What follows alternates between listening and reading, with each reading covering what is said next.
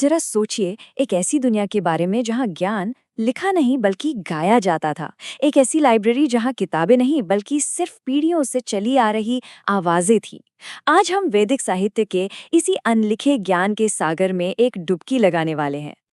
तो चलिए इस रहस्य में और गहराई से उतरते हैं। हम एक ऐसी दुनिया की खोज करने जा रहे हैं जहां ज्ञान सिर्फ लिखा नहीं बल्कि सच में जिया जाता था। जहां पवित्र ग्रंथ सिर्फ शब्द नहीं थे बल्कि उन्हें ब्रह्मांड की ध्वनियां माना जाता था। तो सवाल ये उठता है कि आखिर ये इतना बड़ा मौखिक पुस्तकालय ये टिका किस बुनियाद पर था? इसकी नींव क्या थी? चलिए समझते हैं। यकीन करना थोड़ा मुश्किल है, लेकिन वैदिक साहित्य की शुरुआत में लिखने के लिए कोई लिपि ही नहीं थी। सब कुछ सुनने और याद रखने पर आधारित था। सारा ज्ञान ऋषियों द्वारा एक पीढ़ी से दूसरी पीढ़ी तक पहुंचाया जाता था और इसी से एक बहुत बड़ी विशाल मौखिक परंपरा बनी। और जानते हैं, इस मौखिक परंपरा का एक खास नाम भी था, श्रुति। इसका मतलब ही है जो सुना गया हो। सोचिए, यहाँ ज्ञान पढ़ने पर नहीं बल्कि सुनने की सटीकता पर निर्भर था। कितनी बड़ी बात है। और इसी वजह से इन ग्रंथों को अपौरुषेय भी कहते हैं। मतलब इनकी रचना किसी इंसान ने नहीं की। ऐसा माना जाता था कि ये ज्ञान शाश्वत है, दिव्य है। तो फिर इस विशाल ज्ञान के केंद्र में क्या है? इसके सबसे जरूरी स्तंभ कौन से हैं? चलिए अब बात करते हैं 4 महान वेदों की। ये है ऋग्वेद, सामवेद, यजुर्वेद और अथर्ववेद। ये चारों नाम वैदिक ज्ञान के 4 मजबूत स्तंभों की तरह है और हर एक की अपनी एक अलग, एक अनूठी भूमिका है, अपनी एक खास पहचान है। अब इसमें एक दिलचस्प बात है। पहले जो 3 वेद है ना, ऋग्वेद, सामवेद और यजुर्वेद, इन्हें अक्सर एक साथ वेदत्रयी कहा जाता है। ऐसा इसलिए क्योंकि ये तीनों मुख्य रूप से यज्ञ और बड़े अनुष्ठानों से जुड़े हैं, जबकि अथर्ववेद थोड़ा अलग है। वो आम जिंदगी के सांसारिक मामलों पर ज्यादा ध्यान देता है। तो चलिए शुरुआत करते हैं सबसे पहले और सबसे महत्वपूर्ण वेद से। ऋग्वेद का ऐतिहासिक महत्व बहुत ही बड़ा है। ये सिर्फ भारत का ही नहीं बल्कि पूरी दुनिया के सबसे पुराने साहित्यों में से एक है। जरा सोचिए, ये हमें हजारों साल पुराने समाज और उनके विश्वासों की एक सीधी झलक देता है। और हाँ, ये कोई छोटा मोटा ग्रंथ नहीं है।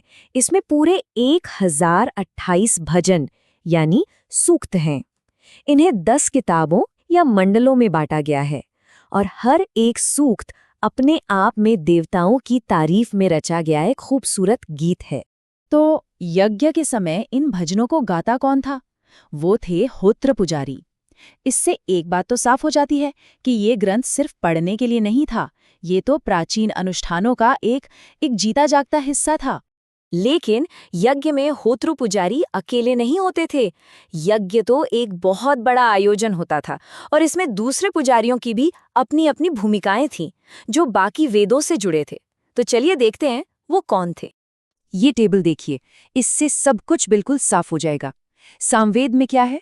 ऋग्वेद के भजनों को संगीत दिया गया है जिन्हें उद्गाता पुजारी गाते थे। फिर है यजुर्वेद, जो गद्य में है और यज्ञ की पूरी प्रक्रिया बताता है, जिसे अध्वर्यो पुजारी पूरा करते थे। और आखिर में आता है अथर्ववेद, जो जादू टूने और रोजमर्रा की जिंदगी से जुड़ा है और इसके पुजारी को ब्रह्मा कहते थे। सामवेद का जो सांस्कृतिक प्रभाव है वो तो आज भी महसूस किया जा सकता है।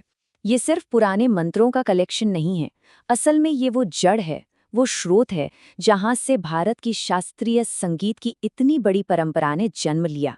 जहाँ बाकी वेद बड़े बड़े अनुष्ठानों पर ध्यान देते थे, वहीं अथर्ववेद हमें उस जमाने के आम इंसान की जिंदगी की एक बहुत ही दुर्लभ झलक देता है। उनकी उम्मीदें, उनके डर, बीमारियों के इलाज, बुरी नज़र से बचने के उपाय, सब कुछ इसमें है। यही बात इसे सबसे ज़्यादा पर्सनल और लोकप्रिय बनाती थी। लेकिन कहानी यहीं खत्म नहीं होती। वेदों के अलावा एक और परत थी, एक ऐसी परत जो वेदों के क्यों का जवाब देती थी। आप ब्राह्मण ग्रंथों को वेदों के लिए एक तरह की गाइड बुक समझ सकते हैं। ये सिर्फ ये नहीं बताते कि क्या करना है, बल्कि ये भी समझाते हैं कि कोई खास अनुष्ठान क्यों किया जाता है, उसके पीछे का गहरा मतलब क्या है। और इन सभी ब्राह्मण ग्रंथों में एक नाम सबसे अलग है, शतपथ ब्राह्मण। ये यजुर्वेद से जुड़ा है और ये सबसे पुराना, सबसे बड़ा और सबसे महत्वपूर्ण माना जाता है। न केवल अपने साइज की वजह से, बल्कि इसमें जो ज्ञान है उसकी गहराई की वजह से भी। और ये सिर्फ पूजा पाठ और अनुष्ठानों के बारे में नहीं है। शतपथ ब्राह्मण में तो सृष्टि की कहानियों से लेकर पुनर्जन्म के सिद्धांत और यहाँ तक कि खेतीबाड़ी जैसी प्रैक्टिकल चीज़ों पर भी गहरी चर्चाएं मिलती हैं।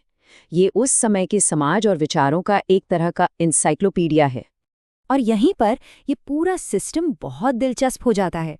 वेद बताते हैं क्या करना है, लेकिन ब्राह्मण ग्रंथ समझाते हैं क्यों और कैसे। जैसे मान लीजिए ऋग्वेद में एक भजन है जो राजा की तारीफ करता है, ठीक है। अब ऐतरेय ब्राह्मण आकर ये समझाएगा कि राजा का पद दिव्य क्यों माना जाता है और उसका राज्याभिषेक किस तरह से होना चाहिए।